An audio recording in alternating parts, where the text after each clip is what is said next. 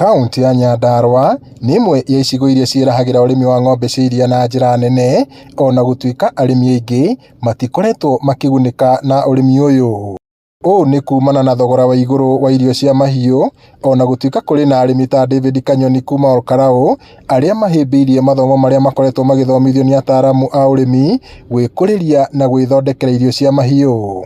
Tũrathĩa irio nĩguo tũkorwo twĩ a living good example atĩ ng'ombe no mĩigĩre irio cia mwaka mũgima, na ng'ombe yaku ĩkũheaga iria kuma Januari nginya Dithemba, hatarĩ ũhoro wa kuga atĩ ng'ombe yaku nĩ nyihĩirwo nĩ irio.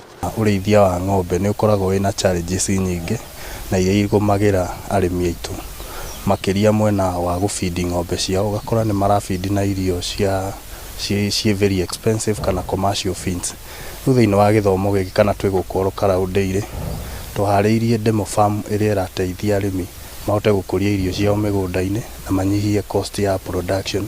Twenda kũmũrehera subsidized fertilizer, subsidized seeds, ciothe tũrĩgeragia thĩinĩ wa cooperative na nĩ metĩkĩrĩte na nĩ tũrona nĩ mekũruta wĩra mwega. Kũhĩtũkĩra ndĩri ya iria ya Olkarau, arĩmi nĩ makoretwo makĩbundithio njĩra itiganĩte cia gũkũria irio ingĩmahotithia kuongerera magetha ma iria. Ũyũ nĩ ũtungata makoretwo magĩtabania makĩhũrwo njeki nĩ thirikari ya kaunti ya Nyandarua itemi-inĩ rĩa kũnora arĩmi ciĩgiĩ ũrĩmi ũyũ. To nyingĩ mũno tondũ arĩmi matirĩ maroya gĩthomo kĩa kĩrĩu gĩa kũrĩmĩra ng'ombe.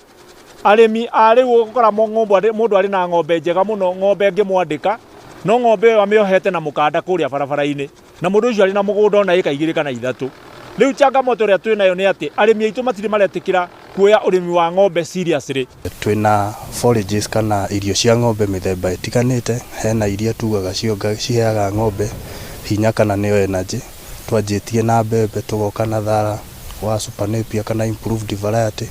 Twĩna ingĩ ciũkĩte ciretwo fodder beets. Icio ciothe nĩ cia kũhe mũrĩmi kana ng'ombe mahiũ make energy nĩguo mahote gũproduce iria na njĩra njega. Already twĩna investors tuikarĩte thĩ nao na twarĩkia thĩinĩ gwaka industrial park.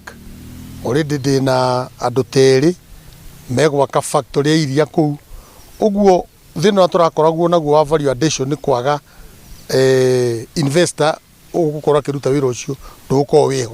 Thengia ya maya no makoretwo na moritũ ma gwetha thoko ya iria, ona gũtuĩka kũhĩtũkĩra thothaitĩ arĩmi marĩ na kanya ga gwĩthema kũhĩngĩcwo nĩ tũrĩa nĩme arĩa mamagũragĩra iria ta rũhiũ rũtuĩku. Ngiriboteri Inooro TV kuma Olkarau, gũkũ nĩ kaunti-inĩ ya Nyandarua, njĩtagwo Peter Mwangi.